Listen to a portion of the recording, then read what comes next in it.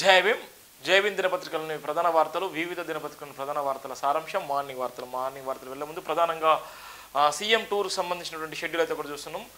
రాష్ట్ర ముఖ్యమంత్రి Revanth Reddy CM tour పర్యటన కూడా దానికి సంబంధించినటువంటి అంశాన్ని అయితే ఇక్కడ తెరపైన చూసేటువంటి పరిస్థితి చేద్దాం. ఆయన ఏదైతే విదేశీ పర్యటన అనంతరం ఏదైతే ఉందో అన్ని జిల్లాలను కూడా చుట్టుముట్టేటువంటి ప్రయత్నం చేస్తున్నాడు. ఆ చుట్టుముట్టేటువంటి క్రమంలో అన్ని జిల్లాలలో ఉన్నటువంటి కార్యకర్తలను అక్కడ ఉన్నటువంటి అక్కడ అభివృద్ధి కానటువంటి పరిస్థితులు అన్నీ కూడా సమీక్షించేటువంటి ప్రయత్నం చేస్తున్నారు. దానికి సంబంధించినటువంటి అంశాలు చూసుకున్నట్టయితే ఇప్పటికే బీఆర్ఎస్ సంబంధించినటువంటి అంశాలు తీసుకున్నట్టయితే బీఆర్ఎస్కు ఒక పక్కన కేటీఆర్ కవిత ఇప్పటికే బీసీ అనేటువంటి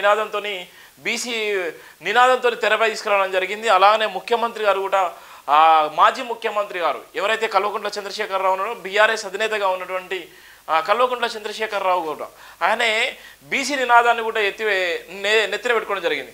ఎందుకోసం అంటే బీఆర్ఎస్ పార్టీకి బీసీనే అధ్యక్ష పదవిలో ఇచ్చేటువంటి ప్రయత్నం చేస్తున్నారు. దానికి సంబంధించిన కౌంటర్ దాఖలు కూడా ఇప్పటికే మొదలైనని చెప్పొచ్చు. దానికి సంబంధించిన తెలంగాణ టీపీసీ చీఫ్ మహేష్ కుమార్ గౌడ్ కూడా ఇప్పుడు బీసీలు గుర్తుకొచ్చారా అనేటువంటి చర్చ జరుగుతుంది.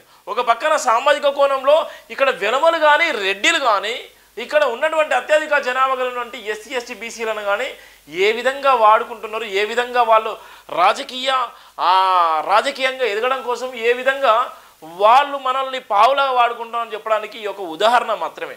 ఇప్పటికైనా ఎస్సీ ఎస్టీ బీసీ మైనార్టీలు ఇప్పటికైనా మన రాజ్యాధికారం అనేటువంటి ఆకాంక్షను మనకున్నటువంటి జనాభా తామాష ప్రకారం మనకు రావాల్సినటువంటి వాటాను రాకపోతే ఇవాళ ఉన్నటువంటి వెలమలు వైళ్ళు తర్వాత రెడ్డిలు పరిపాలిస్తున్నారు, తర్వాత రెడ్డిలు పోతారు, మళ్ళీ వెలమలు మాత్రమే పరిపాలిస్తారు.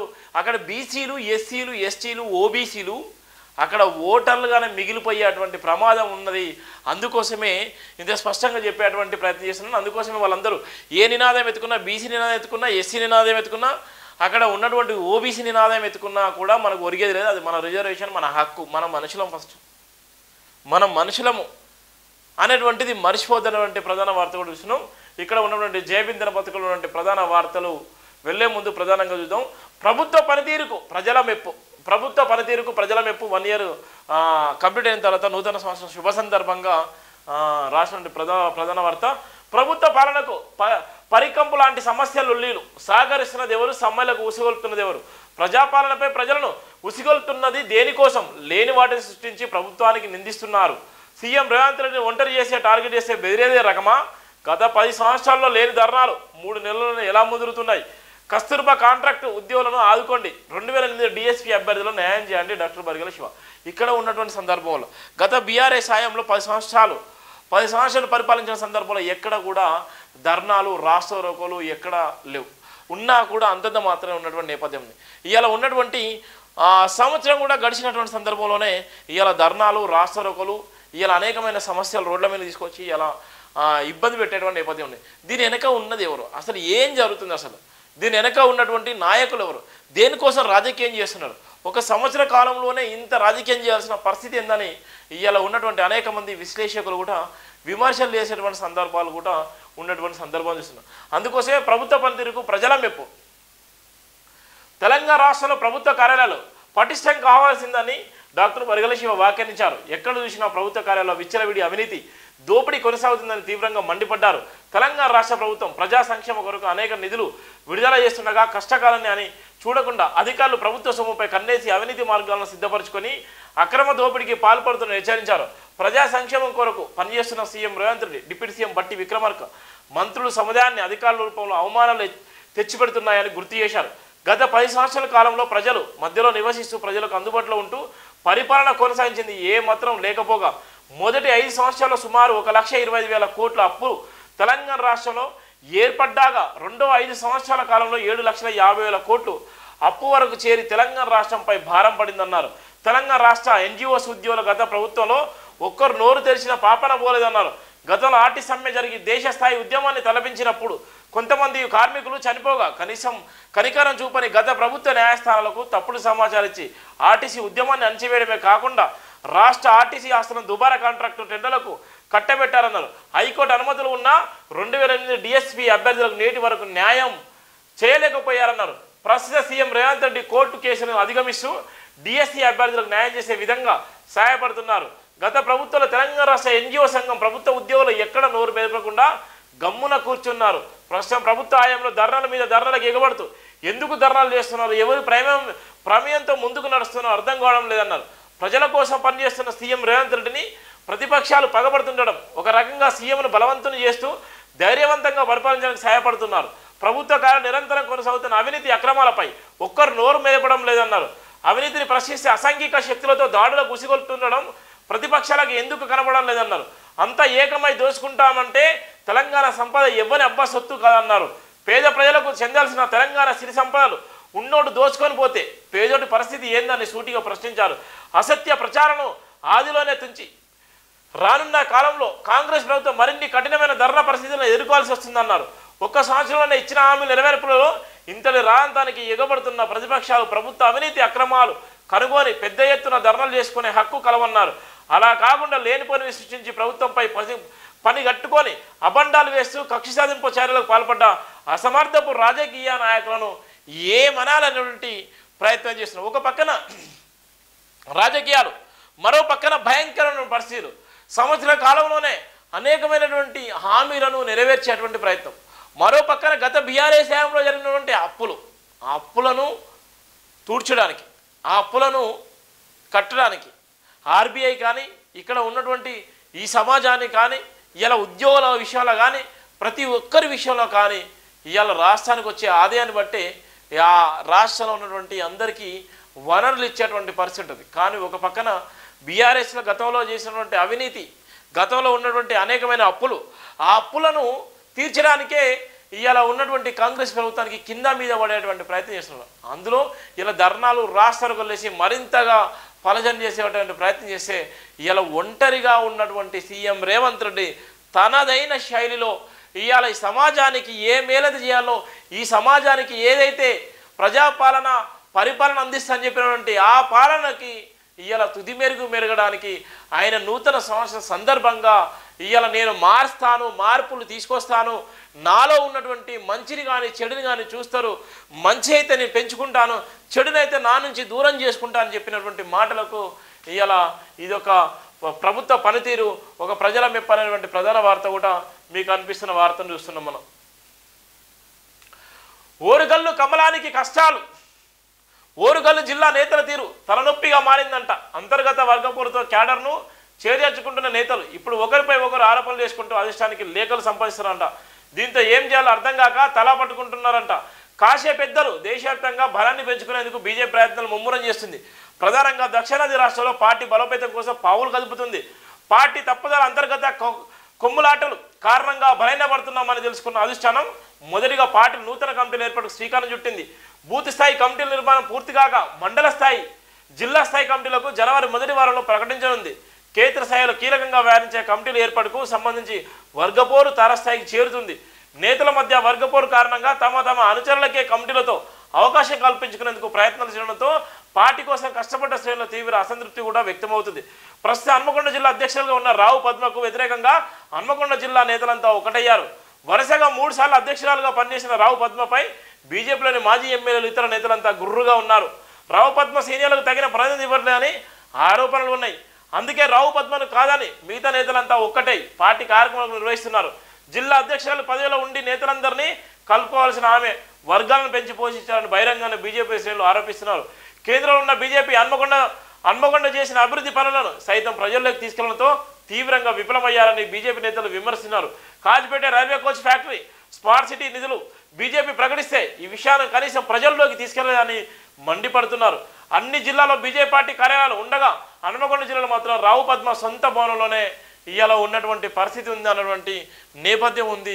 అక్కడ ఉన్నటువంటి వరంగల్ జిల్లాలో ఉన్నటువంటి బీజేపీ రాజకీయాలు, వరంగల్ ఉమ్మడి జిల్లాకు సంబంధించి గత 3 సార్లు కూడా హన్మకొండ జిల్లాకు అధ్యక్షత వహిస్తేటువంటి జిల్లా అధ్యక్షత ఉన్నటువంటి రావు పద్మ వల్ల ఎలాంటి బీజేపీకి నష్టం తప్ప లాభం లేదని మాజీ ఎమ్మెల్యేలు, కష్టపడి పనిచేసినటువంటి కమలం పార్టీని భుజస్కంధాలపై మోసినటువంటి అనేక మంది కూడా ఇలా వ్యతిరేకించేటువంటి ప్రయత్నం చేస్తున్నారు. ఒక పక్కన smart city railway coach factory కూడా ఇలా కేంద్ర ప్రభుత్వ నిధుల నుంచి విడుదల చేసినప్పటికీ కూడా ఇలా సమస్యలను కూడా ప్రజల్లోకి తీసుకెళ్లలేని పరిస్థితిలో, దౌర్భాగ్యమైన పరిస్థితిలో ఉంది. రావు పద్మను వెంటనే మార్చాలి, లేదంటే ఇబ్బంది కలుగుతుందని కూడా వాళ్ళు హెచ్చరించిన నేపథ్యం ఉంటుంది. అందుకోసమే ఓరుగల్లు కమలానికి కష్టాలటువంటి ప్రధాన వార్త కూడా రాసినటువంటి ప్రధాన వార్త మనం చూస్తున్నాం. రేషన్ కార్డులు ఎప్పుడు ఇస్తారు ప్రధానంగా ఉన్నటువంటి నేపథ్యం. రేషన్ కార్డులు ఎప్పుడు, ఇంకా ఎన్ని రోజులు పడతాయి? ప్రభుత్వాలు గత బీఆర్ఎస్ హయాంలో కూడా రేషన్ కార్డులు రాలేదు. ఇప్పుడున్న సందర్భంలో రేషన్ కార్డు రాకపోతే ఇంకెప్పుడు ఇస్తారు? రేషన్ కార్డులలో ఇలా ఉన్నటువంటి కోట, ఎవరికైతే రావాల్సిన కోట ఉందో ఆ కోట రాకపోతే ఇలా చాలా వరకు ఇబ్బందులు పడేటువంటి నేపథ్యం ఉంది. ఆ రేషన్ కార్డులు ఎప్పుడు ఇస్తారన్నటువంటి ప్రధాన వార్త కూడా జయబింద్ర పథకంలో రాసిన ప్రధాన వార్త ఇస్తున్నాం. రేషన్ కార్డుల జారీపై తెలంగాణ ఉత్కంఠ కొనసాగుతుంది. ఇప్పటికే కొత్త కార్డులు జారీ పలుమార్లు వాయిదా పడడంతో ఆశావాళ్ళు ఎదురుచూపులు తప్పడం లేదు. బీఆర్ఎస్ ప్రభుత్వం 9 ఏళ్ల పాలనలో రేషన్ కార్డుల జారీపై ప్రకటన జారీ చేస్తూ వాయిదా వేసి కేవలం 2 సార్లు మాత్రం స్వల్ప సంఖ్యలో రేషన్ కార్డులు అందించి చేతులు దులుపుకున్నారు. విమర్శలు ఉన్నాయి. బీఆర్ఎస్ ప్రభుత్వ హయాంలో 2016 నుంచి దరఖాస్తు చేసుకోగా ప్రభుత్వం 2019లో కొన్ని కార్డులు అందించి ఆ వెబ్సైట్ మూసివేసింది. ఇదే తీరున కాంగ్రెస్ ప్రభుత్వం వివరిస్తుందని సంక్రాంతి పండుగ సైతం రేషన్ కార్డులు అందజేయకుంటే వచ్చే స్థానిక సంస్థల ఎన్నికల్లో తీవ్ర ప్రభావం చూపుతుందని వాదనలు ఉన్నాయి. రాష్ట్ర ప్రభుత్వం నుంచి వచ్చిన ఉత్తర్వుల ప్రకారం జిల్లాలోని సివిల్ సప్లై శాఖ కొత్త రేషన్ కార్డుల జారీకి సన్నాహాలు చేస్తున్నారు. వారం రోజుల నుండి అధికారుల అర్హతల జాబితాను పరిశీలిస్తూ రాష్ట్ర ప్రభుత్వం విధించిన కొత్త నిబంధనల ప్రకారం అర్హుల ఎంపికను చేపడుతుంది. కొత్త నిబంధనలు దేశంలోని పలు రాష్ట్రాల్లో గుజరాత్, ఆంధ్రప్రదేశ్, కేరళ, మహారాష్ట్ర, పంజాబ్లలో ఏ విధంగా లబ్ధిదారులను ఎంపిక చేశారో అదే రీతిలో మన తెలంగాణ ప్రభుత్వం సైతం నిబంధనలు మార్పులు చేసినట్టు తెలిసింది. ప్రజా సంక్షేమంలో భాగంగా ప్రభుత్వం పలు పథకాలకు అమలు చేసింది. ప్రభుత్వం నుంచి పథకాలకు దరఖాస్తు చేసుకోవడానికి కనీస అర్హత రేషన్ కార్డు, ఆధార్ కార్డు కలిగి ఉండాల్సిన ఉంటుంది. క్షేత్రస్థాయిలో కొత్త రేషన్ కార్డులు లేకపోవడంతో అర్హులైన వారికి కూడా అనర్హతకు గురవుతున్నారు. రేషన్ కార్డుల గల్లంతైన పేర్లు, కొత్తగా జన్మించిన పేర్లు, పెళ్లి చేసుకున్న వారి పేర్లు నమోదు చేసుకోవడానికి అవకాశాలు లేకపోవడంతో ప్రజలు సంక్షేమ పథకాలకు దూరం అవుతున్నారు. అయితే ఇటీవల ప్రజాపాలనలో భాగంగా సంక్షేమ పథకాల లబ్ధి కోసం రేషన్ కార్డు దరఖాస్తులు కూడా స్వీకరించారు. ఇప్పటి వరకు రేషన్ కార్డు జారీ చేయలేదు. ఈ నేపథ్యంలో ఇటీవల శాసనసభలో సమావేశాల సంక్రాంతి కానుకగా కొత్త రేషన్ కార్డు జారీ చేయనట్లు మంత్రి ఉత్తమ్ కుమార్ రెడ్డి ప్రకటించిన నేపథ్యంలో ఒక సంబరాలు ఉన్నాయి. కానీ గత ప్రభుత్వంలో ఉన్నటువంటి సందర్భంలో ఏదైతే రేషన్ కార్డులు ఇచ్చి మళ్ళా పక్కన పెట్టేసారు, ఏదైతే అసెంబ్లీలో చెప్పినటువంటి ఆ మాటలు ఏదైతే ఉన్నదో సంక్రాంతి లోపు కొత్త రేషన్ కార్డులు ఇస్తారనే సందర్భంలో ఆ కొత్త రేషన్ కార్డులు ఎప్పుడు ఇస్తారు, ఆ కొత్త రేషన్ కార్డులు ఏ రూపులు ఇస్తారు, సంక్రాంతి లోపు కొత్త రేషన్ కార్డులు ఇస్తారా లేదా అనేటువంటి పరిస్థితి ఉంది.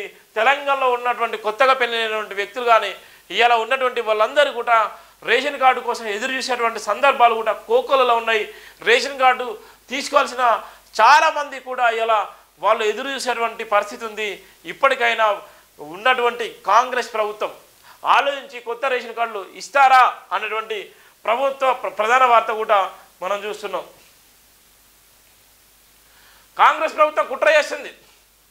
కేసీఆర్ ప్రభుత్వం ప్రతిష్టాత్మకంగా ప్రవేశపెట్టిన రైతు బంధు పథకాన్ని బొందబెట్టేందుకు కాంగ్రెస్ ప్రభుత్వం కుట్ర చేస్తుందని బీఆర్ఎస్ వర్కింగ్ ప్రెసిడెంట్ కేటీఆర్ ఆరోపించారు. రైతు శాసించాలని కేసీఆర్ అన్నారు. రైతులు యాచించాలని రేవంత్ రెడ్డి అంటున్నారు. కేటీఆర్ పేర్కొన్నారు. తెలంగాణ భవన్లో కేటీఆర్ మీడియాతో మాట్లాడు. తెలంగాణ రాష్ట్ర ఏర్పాటు అనంతరం ముఖ్యమంత్రి కేసీఆర్ నాయకత్వం 2014లో టీఆర్ఎస్ ప్రభుత్వం రైతులు రాజు చేయాలని ప్రజాస్వామ్యాన్ని స్వీకరించాలని ఎవరు ఆలోచించిన విధంగా విప్లవాత్మకమైన పథకాన్ని రూపకల్పన చేశారు. రైతుల మీద ప్రేమ ఉండే నాయకుడు కాబట్టి కేసీఆర్ రైతుకు పెట్టుబడి ఇవ్వాలని ఆలోచన చేశారు. దాన్ని అమలు చేశారు. ఒక్కసారి కాదు, వరుసగా 11 సీజన్లకు దరఖాస్తు దండం పెట్టి అక్కర్లేకుండా నేరుగా వారి ఖాతాలో నిధులు జమ చేశారు. 73,000 కోట్ల రైతుల ఖాతాల్లో వేశారు. కేసీఆర్ 12వ సీజన్ వేసేందుకు పైసలు జమ చేశాము. దిక్కుమాలిన కాంగ్రెస్ పార్టీ ఈసీకి ఉత్తరం రాసి ఆపారని కేటీఆర్ గుర్తు చేశారు. కాంగ్రెస్ అధికారంలోకి వచ్చాక ఏడాది దాటిపోయిన రైతు బంధు రూపంలో రూపాయి కూడా రైతులకు ఇవ్వలేదు. 12వ సీజన్ కింద 77,500 కోట్లు మేమే వేసేటోళ్ళం. మేము దాచిపెట్టిన 7,500 కోట్లను వాళ్ళు రైతుల ఖాతాల్లో వేశారు. కొత్తగా ఇవ్వకపోగా వరంగల్లో రైతు డిక్లరేషన్ పేరిట బిల్డప్ ఇచ్చారు. రైతులను రాజులను చేస్తామని రాహుల్ గాంధీ చేత ఉపన్యాసాలు ఇప్పించారు. కౌలు రైతులకు కూడా రైతు భరోసా ఇస్తారన్నారు. ఏకకాలంలో 2 లక్షల రుణమాఫీ బోనస్, 500 రూపాయలు రైతు కూలీలకు 12,000 ఇస్తామన్నారు. ఇది రైతు డిక్లరేషన్ వాగ్దానాన్ని కేటీఆర్ గుర్తు చేసిన నేపథ్యం ఉంది. ఒక పక్కన ఏదైతే 7,500 కోట్ల రూపాయలు ఉందో రైతులకు ఇవ్వాల్సిన బాధ్యత మాదే.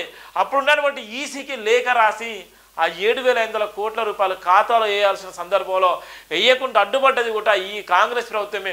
మేము నిల్వ చేసినటువంటి డబ్బులనే ఇవాళ రైతులకు ఇచ్చేసి అలా దుబారా మాట్లాడుతున్నటువంటి సందర్భాలు కూడా తీవ్రమైనటువంటి పదజాలాన్ని కూడా మాట్లాడిన సందర్భాలు చూస్తున్నాం కేటీఆర్ గారు.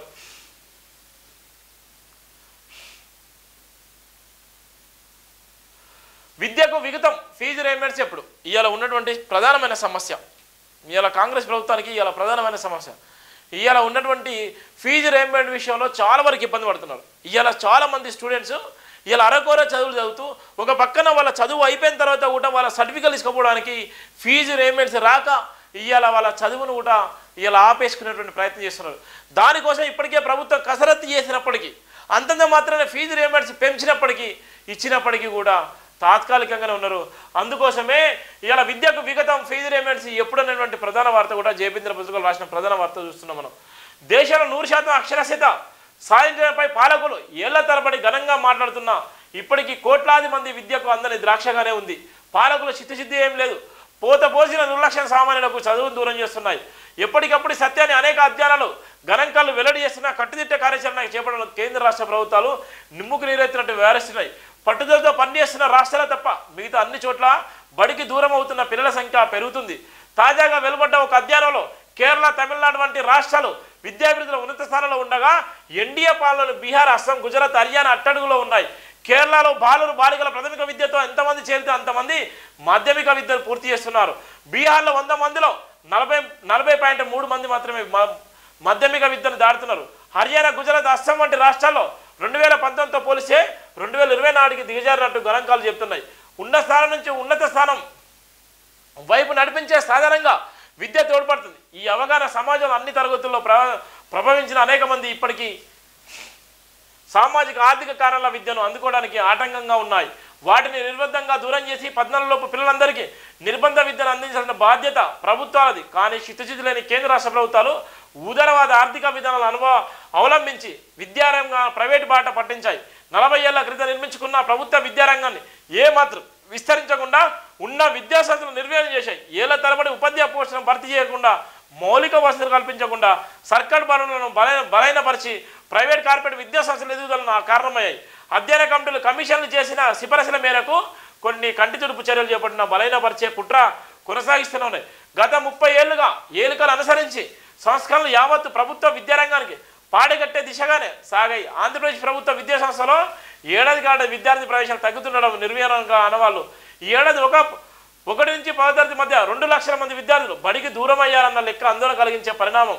ప్రాథమిక పాఠశాలలో 3 పైబడిన తరగతుల హై స్కూల్లో విలీనం చేయడం ఉన్న పరంగా ఆంగ్లం మధ్య రుద్దడం, ఉపాధ్యాయ కాలను భర్తీ చేయకపోవడం వంటి చర్యలు ఈ డ్రాపట్లు కూడా కారణంగా చెప్తున్న నేపథ్యం ఇలా ఉన్నటువంటి నేపథ్యంలో ఇవాళ ఏ విధంగా తగ్గుతున్నారు, ఏ విధంగా విద్యకు దూరం అయిపోతున్నారు, ఇది ఒక సత్యమైనటువంటి ప్రధాన వార్త.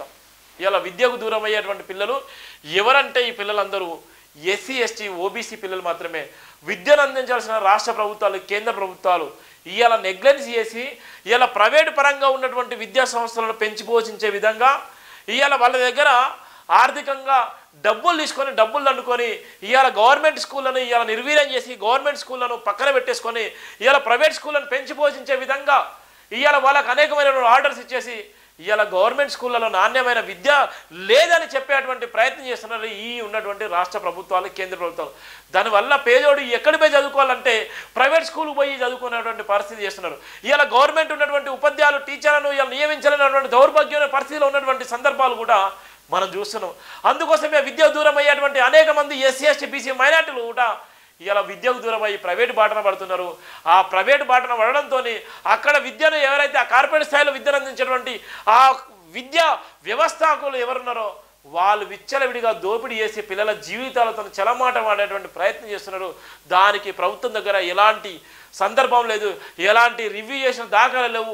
ఇవాళ విద్యార్థుల జీవితాలతో చెలగాటమైనటువంటి ప్రైవేట్ విద్యా సంస్థలను ఇవాళ పుట్టగొడుగుల్లో చనిపోయేటువంటి ప్రైవేట్ విద్యా సంస్థలో చదువుకున్నటువంటి విద్యార్థులు కూడా ఇవాళ సంఖ్య పెరిగిపోతున్నదంటే దానికి కారణము ఇవాళ ఈ రాష్ట్ర ప్రభుత్వాలు పట్టించుకోకపోవడం, కేంద్ర ప్రభుత్వాలు పట్టించుకోకపోవడం.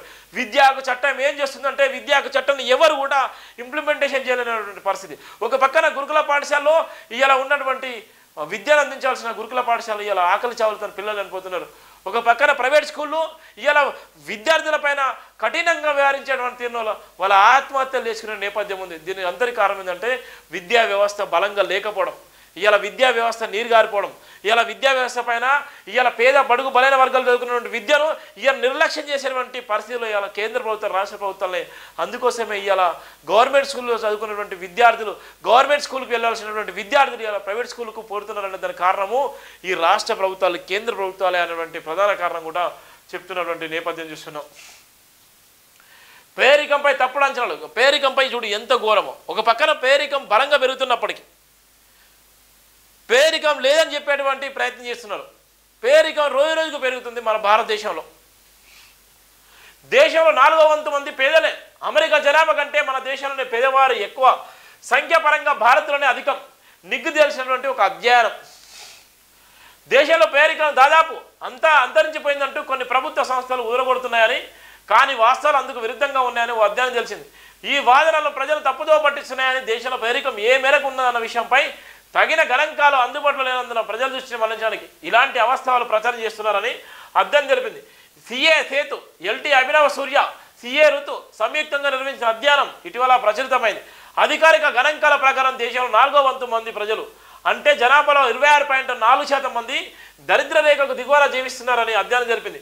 ఇది 2022-2023లో నిర్వహించిన కుటుంబ వినియోగ వ్యయ సర్వే హెచ్సిఈసి నుండి తీసుకున్న సమాచారమేనని చెప్పింది.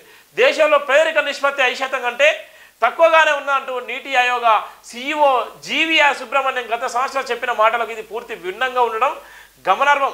వ్యవసాయ అధ్యయనాల సమీక్ష పేరిట వచ్చిన సంపాదకీయ ఓ పత్రికలో ప్రచురితమైంది. దేశంలో పేరికం ఏ మేరకు ఉన్నదన్న విషయంపై గత దశాబ్ద కాలంగా ప్రభుత్వ పెదవి ఇప్పడం లేదని ఆ సంపాదకీయం గుర్తు చేసింది.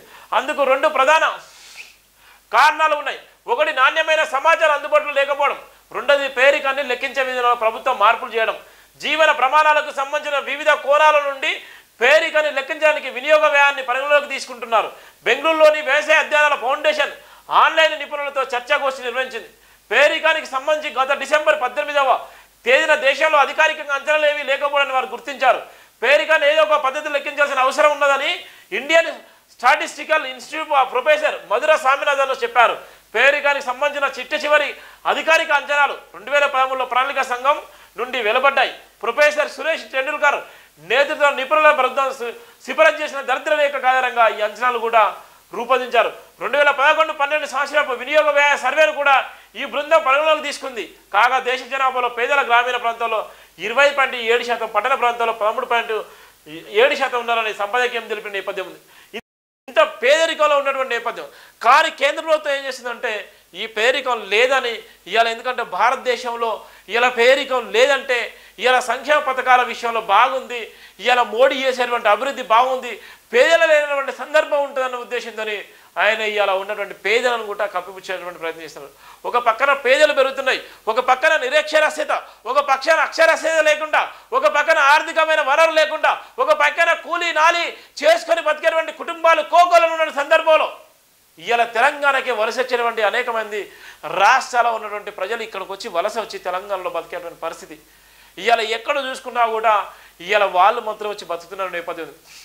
ఇవాళ ఇంట్లో పని చేసేటి ఇంట్లో వంట వండాలన్నా కూడా ఇవాళ యూపీ, బీహార్, అస్సాం వాళ్ళు వచ్చి ఇవాళ వంటలు ఉండేటువంటి పరిస్థితి చేస్తున్నారు. ఇలా ఫంక్షన్ చేసుకున్నా ఏం చేసుకున్నా కూడా అక్కడి నుంచి వాళ్ళ పిల్లలు, వాళ్ళ భార్యలు, వాళ్ళంతా కుటుంబంతో వచ్చి తెలంగాణ స్థిరపడేటువంటి పరిస్థితి ఉందంటే ఏ విధంగా ఉంది అక్షరాస్యత, ఏ విధంగా ఉంది పేదరికము, ఎక్కడికి పోతుంది మన పరిస్థితి, మన భారతదేశము అనేటువంటి సందర్భాలు కూడా గుర్తు చేస్తున్నటువంటి నేపథ్యం కూడా మనం చూస్తున్నాం. ఇది జైబిన్ దినపత్రికలో ఉన్నటువంటి ప్రధాన వార్తల సారాంశము. దిశలోకి వెళ్లే ముందు ప్రధాన వార్త, జనంలోకి రేవంత్. ఈ నెల 26 తర్వాత జిల్లాల పర్యటన, 16 నుంచి మంత్రుల టూరు. ఒక్కో రోజు ఒక్కో సెగ్మెంట్ లైన్ ఉండేటువంటి నేపథ్యం ఉంది. ఒక్కొక్క రోజు ఒక్కొక్క జిల్లాలో ఉండేటువంటి నేపథ్యం ఉంది. 26వ తారీఖు నుంచి ఆయన జనంలోకి వస్తున్నాడు. వనం వదిలి జనంలోకి వస్తున్న రేవంత్ అనేటువంటి ప్రధాన వార్త కూడా మనం చూస్తున్నాం. ఇక్కడ రైతు భరోసా కూలీలకు ఆర్థిక సాయంపై ప్రచారం, లబ్ధిదారులతో ప్రత్యేక సమావేశాలు, పార్టీ బలోపేతం పైన ఫోకస్, స్థానిక సంస్థల ఎన్నికలపైన దృష్టి. నేటి కేబినెట్ భేటీలో మంత్రులకు దిశానిర్దేశం చేసేటువంటి పరిస్థితి ఉంటుంది. ఏదైతే ఉందో ఆయన పర్యటన సంబంధించి మంత్రులు కూడా మీరు పర్యటించండి, మంత్రులు పర్యటించిన తర్వాత అనంతరం కూడా సీఎం గారు కూడా పర్యటించే నేపథ్యం ఉంది. అక్కడ ఉన్నటువంటి సంక్షేమ పథకాల విషయంలో కానీ రాబోయే ఎన్నికలు ఏదైతే వచ్చేటువంటి ఎన్నికల్లో స్థానిక ఎన్నికలకు సంబంధించిన అంశాన్ని కూడా దృష్టిలో పెట్టుకొని పార్టీ కేడర్ను కాపాడుకోవాల్సిన బాధ్యత ఉంది అనేటువంటి దిశానిర్దేశం చేసేటువంటి పరిస్థితి ఉంటుంది. ఈరోజు కేబినెట్ సమావేశాలు దానికి సంబంధించిన ప్రధాన వార్త కూడా ఇక్కడ మనం చూస్తున్నాం. దానికి సంబంధించిన ప్రధాన వార్త, జిల్లాలో పర్యటించిన సీఎం రేవంత్ రెడ్డి సిద్ధమయ్యారు. గడిచిన ఏడాదిలో పాలన పరంగా రాజకీయంగా జరిగిన లోటుపాట్లను గ్రహించి వాటిపై పట్టు సాధించేందుకు మరింత ఫోకస్ పెట్టారు. అందుకు కోసం నేరుగా రంగంలో దిగి జిల్లాల టూర్కు ప్లాన్ చేస్తున్నారు. ఈ నెల 14 నుంచి 24 వరకు ఆస్ట్రేలియా, సింగపూర్, దావోస్లో ఆయన పర్యటించన్నారు. ఆ తర్వాత హైదరాబాద్ చేరుకొని 26న రిపబ్లిక్ డే వేడుకలు పాల్గొన్నారు. ఆ మరుసటి రోజు నుంచి జిల్లాలో బాట పట్టనున్నట్టు తెలిసిన నేపథ్యం కూడా మనం చూస్తున్నాం. లబ్ధులతో సమావేశం, సీఎంగా బాధ్యతలు చేపట్టిన తర్వాత జిల్లాలో యాత్రలు చేసేందుకు రేవంత్కు సమయం దొరకలేదు. కొద్ది రోజులకే పార్లమెంట్ ఎన్నికలు రావడంతో ఆ తర్వాత పాలనపై పట్టు సాధించేందుకు శాఖల వారిగా సమీక్షలు నిర్వహించేందుకు టైం సరిపోయింది. ఆయన సీఎంగా బాధ్యతలు చేపట్టి ఇటీవల ఏడాది పూర్తయింది. దీనికి తోడు ప్రభుత్వం ప్రతిష్టాత్మకంగా తీసుకున్న రైతు భరోసా, రైతు కూలీలకు ఆర్థిక సాయం పథకంపై విస్తృతంగా ప్రచారం చేయాలని సీఎం భావిస్తున్నారు. అందుకోసం ఆయన స్వయంగా రంగంలో దిగి జిల్లాల లబ్ధిదారులతో ప్రత్యేకంగా భేటీ అయ్యేందుకు ప్లాన్ చేసుకున్న నేపథ్యం కూడా మనం చూస్తున్నాం. 16 నుంచి కూడా మంత్రులు కూడా ఆయన చేసే నేపథ్యం ఉంది. రైతు భరోసా, రైతు కూలీలకు ఆర్థిక సాయం పథకాలపై విస్తృత ప్రచారం కల్పించేందుకు మంత్రుల టూర్ కూడా మొదలైపోయింది. 16వ తారీఖు నుంచి మీరు కూడా వెళ్ళండి, ప్రజల మధ్యలోకి వెళ్ళండి. ఏ అయితే సంక్షేమ పథకాలు ప్రజలకు తీసుకెళ్ళండి. కాంగ్రెస్ కార్యకర్తలను కంటిరెప్పలా కాపాడుకోండి. వాళ్ళు చేజారిపోతే నష్టం జరిగిపోతుంది. మళ్ళొచ్చే ప్రభుత్వం కూడా మనదే కాబట్టి ప్రజలకు దగ్గరగా ఉండాలి, ప్రజల మధ్యలో ఉండాలని అక్కడ ఉన్నటువంటి మంత్రులకు, ఎమ్మెల్యేలకు, ఎంపీలకు, అక్కడ ఉన్నటువంటి అందరూ కూడా దిశానిర్దేశం చేసేటువంటి అవకాశం ఉన్నటువంటి సందర్భాలు ఇవాళ ఉన్నటువంటి క్యాబినెట్లో ఆయన మాట్లాడినటువంటి సందర్భాలు కూడా మనం చూస్తున్నాం. బీసీ కులాల పేర్లు మార్పు, బీసీ కులాల పేర్లు కూడా మార్చిలట. ఎందుకో చూద్దాం. జాబితాలో దొమ్మర, పిచ్చుకుంట్ల, తమ్మాలి, బుడబుక్కల, కుమ్మర, వీరమోష్టి ఈ ఉన్నటువంటి బీసీలో ఉన్నటువంటి కులాలు. కుమ్మర, రజక, మేర కులాలకు కొన్ని పర్యాపదాలు చేర్చే ఆలోచన. 18 వరకు అభ్యంతరాలు స్వీకరిస్తాం. BC commission chairman Niranjan. ఇక్కడ ఉన్నటువంటి ఏదైతే ఉన్నదో బీసీలో ఉన్నటువంటి పిచ్చకుండ్ల, మనం చాలా వరకు అంటాం పిచ్చకుండ్ల, తమ్మాలు, బుడబుక్కల, కుమ్మరి అని చెప్తుంటాం. ఇవన్నీ కూడా మార్చున్నట్టు దానికి సంబంధించినటువంటి కొన్ని బీసీ కులాల పేర్లు మార్పులు కూడా చేసేటువంటి ప్రయత్నం చేస్తున్నారు. మరి ఆ పేర్లు మార్చిన తర్వాత ఆ కులాలకు ఏం పేర్లు పెడతారు, మరి ఏ విధంగా ఉంటుంది, ఆనాది కాలం నుంచి వచ్చేటువంటి కులాలకు ఏ విధంగా పేరు మార్పులు వేస్తారో అనేటువంటి ప్రధానంగా కూడా ఇక్కడ మనం చూస్తున్నాం. దానికి సంబంధించిన బీసీ కమిషన్, బీసీ కులాల పేర్లు మార్చాలని వచ్చిన విజ్ఞప్తుల మేరకు పలు కులాల పేర్లు మార్చే అంశాన్ని పరిశీలించినట్టు BC commission chairman Gopishetti Niranjan వెల్లడించారు. ఈ మేరకు శుక్రవారం సమావేశం నిర్వహించగా దుమ్మర, పిచ్చకుంట్ల, తమ్మాలి, బుడబుక్కల, కుమ్మర, వీరముష్టి కులాలు ప్రతినిధులతో జరిపిన చర్చలు వివరాలను వెల్లడించారు. అలాగే కుమ్మర, రజక, మేర కులాలకు కొన్ని పర్యాపదాలను చేర్చాలనే విషయాన్ని సైతం డిస్కషన్ చేసినట్టు వివరించారు. కార్యక్రమంలోని కమిషన్ కార్యాలయంలో నేటి నుంచి 18 వరకు అభ్యంతరాలు స్వీకరించబోతున్నట్టు తెలిపారు. అలాగే సంచార జాతులు స్థితిగతులు, సామాజిక పరిస్థితులపై అధ్యయనం చేసేందుకు ఈ నెల 3వ వారంలో వారి మీద నివసించే ప్రాంతాలను ప్రత్యక్షంగా పరిశీలించాలని కమిషన్ కూడా నిర్ణయించిన నేపథ్యం కూడా మనం చూస్తున్నాం. ఇది ఉన్నటువంటి వార్త. ఇంకా ఎల్లుండి విచారణకు రాండి. కేటీఆర్కు ఏసీబీ నోటీసులు జారీగా ఈ విషయంలో చాలా వరకు అయితే ఇబ్బంది పడేటువంటి నేపథ్యం ఉంది. ఈ ఫార్మ్ రేసులో ఇప్పటికే ఏసీబీ అధికారులు కానీ, సిబిఐ అధికారులు కానీ, ఈడీ అధికారులు కానీ, ఉన్నటువంటి పోలీసు యంత్రాంగం కానీ, రాష్ట్ర ప్రభుత్వం కానీ చేతులు దులిపేసుకున్నది. ఎప్పుడు అరెస్ట్ చేయాలి, ఎప్పుడు ఏం చేయాలనేటువంటి పగటిబంది ప్లానింగ్తో ఉన్నటువంటి సీఎం రేవంత్ రెడ్డి ఎప్పుడు సందు దొరికితే ఆ సందులో ఈయనను ఇరికించాలనే నేపథ్యం కూడా ఉంది. దానికి సంబంధించిన సీనియర్ ఐఏఎస్ ఆఫీసర్ కూడా ఇలా బలయ్యేటువంటి పరిస్థితి ఉంది. దానికి సంబంధించిన ఇప్పటికే నోటీసులు జారీ చేసిన సందర్భంలో కూడా వాళ్ళు హాజరు కాక ఉన్న నేపథ్యంలో ఎల్లుండి విచారణకు రాండి. కేటీఆర్కి ఏసీబీ నోటీసులు జారీ. ఫార్ములా ఈ కార్ రేస్ కేసులో 8న అరవింద్ కుమార్, 10న బిఎన్ఎల్ రెడ్డి ఎంక్వైరీ, అవినీతి నిరోధక శాఖ కూడా సమాలు జారీ చేసిన నేపథ్యం ఉంది.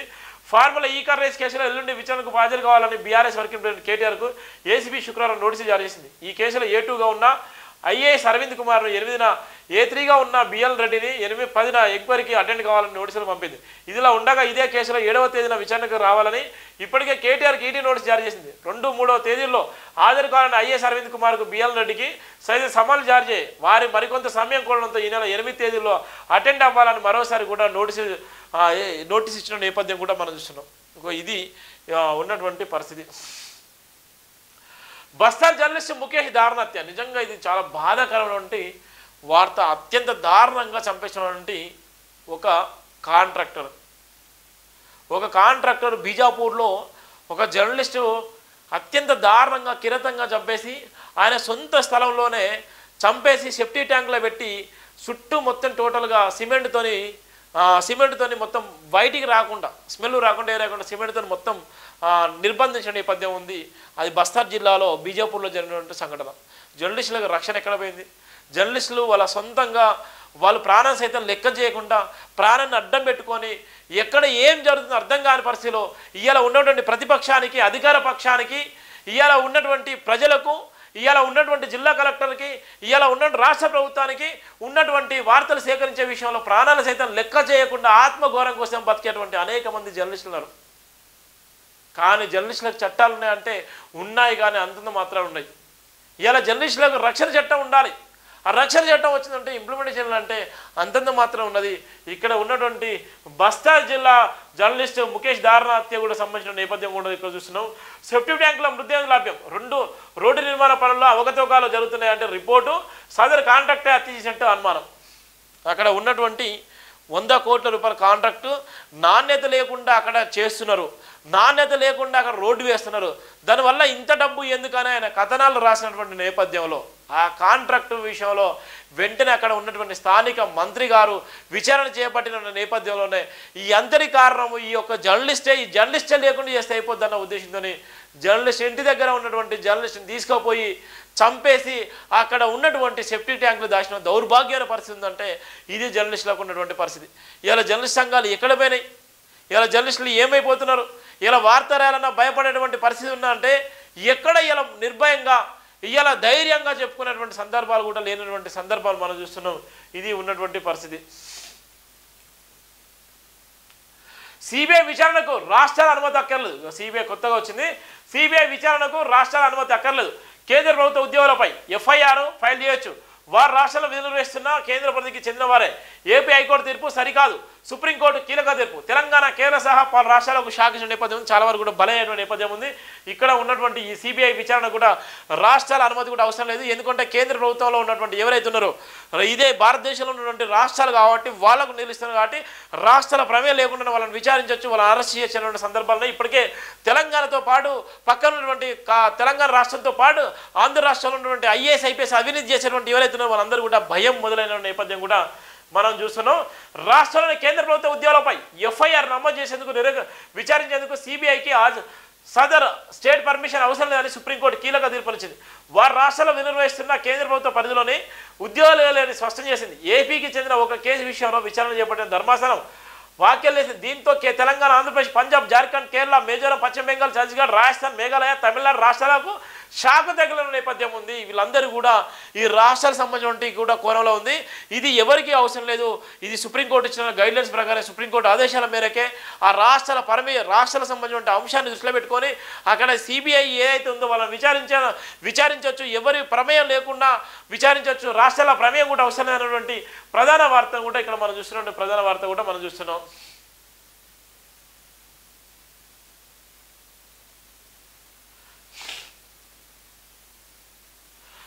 రాష్ట్ర జనాభాలో 50% బీసీలే. నిజంగా రాష్ట్ర జనాభాలో 50% బీసీ జనాభాలో. మేము అదే కోరుకుంటాం. రాష్ట్ర జనాభాలో 50% బీసీలో ఉంటే రాజ్యాధికారం ఎక్కడ పోయింది? మరి రాష్ట్ర జనాభాలో బీసీలు 50% ఉంటే రాజ్యాధికారం ఎక్కడ పోయింది? బీసీ సంఘం నాయకులతో మాట్లాడే ప్రయత్నం చేద్దాం. బీసీ సంఘం జాతీయ అధ్యక్షుడు జాజుల శ్రీనివాస్ గౌడ్తో మాట్లాడేటువంటి ప్రయత్నం చేద్దాం.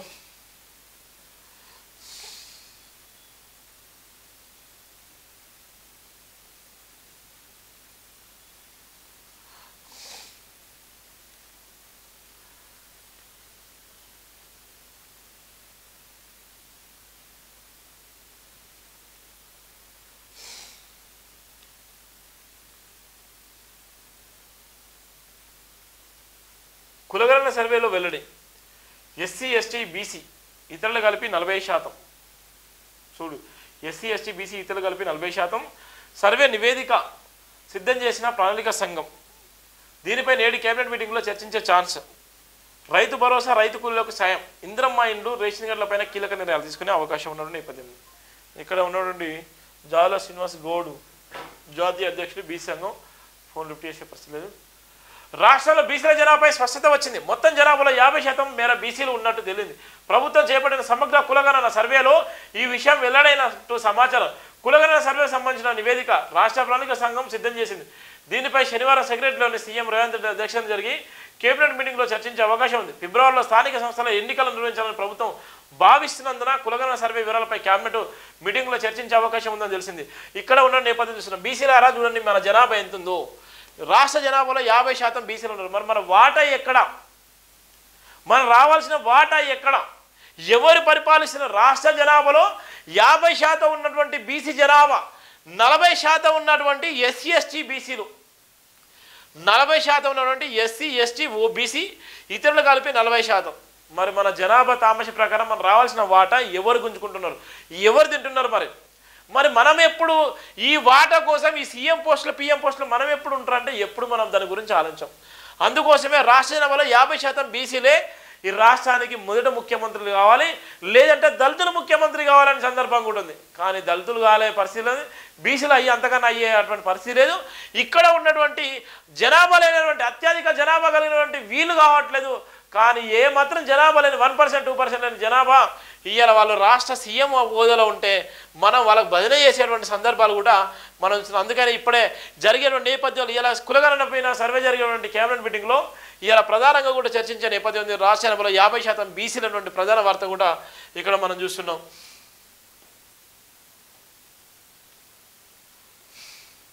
ఇక స్టార్ట్ అయింది, ఇక రచ్చ ఉంటుంది. నుమాయిష్ హైదరాబాద్ నాంపల్లి ఎగ్జిబిషన్ గ్రౌండ్లో నుమాయిష్ మొదలైంది. మంత్రులు పొన్నం ప్రభాకర్ శ్రీరామ్ ఎగ్జిబిషన్ శుక్రవారం ప్రారంభించారు. నుమాయిష్ 47 రోజుల పాటు రోజు సాయంత్రం 4 గంటల నుంచి రాత్రి 10:30 గంటల వరకు కొనసాగుతుంది. వారాంతర సెలవు రోజులు రాత్రి 11 గంటల వరకు ఉంటుంది. ఇందులో ఈసారి 2,000 స్టాళ్లు ఏర్పడడంతో ఎంట్రీ ఫీజును 50కి నిర్ణయించారు. మినీ ట్రైన్తో పాటు డబుల్ డెక్కర్ బస్సు సందర్శనలో ప్రత్యేకంగా ఆర్చిన నేపథ్యం ఉంది. దీనివల్ల కొంతమంది నుమాయిష్ వల్ల దీనివల్ల వాళ్ళ చాలా వరకు ఇబ్బంది పడ్డారు సందర్భాలు. గతంలో కూడా ప్రమాదాలు జరిగి ప్రాణాలు కోల్పోయిన సందర్భాలు కూడా ఉన్నాయి. దాని విషయంలోనే 2 మంత్రులు కూడా ప్రారంభించిన నేపథ్యం కూడా మనం చూస్తున్నాం. దాని ప్రధాన వార్త.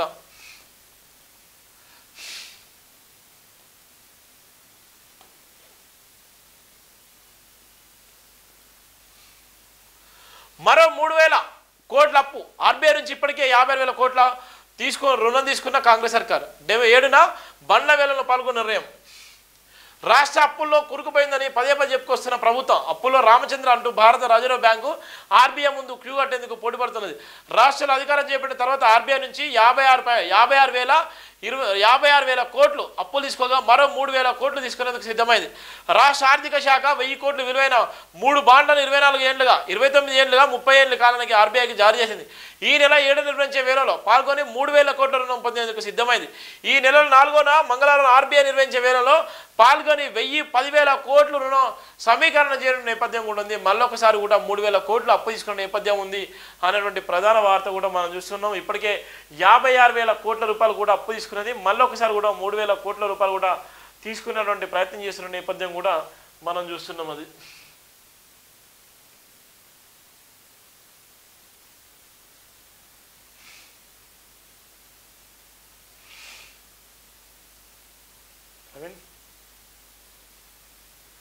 రైతులను ఎత్తిన గ్రీన్ఫీల్డ్ పిడుగు.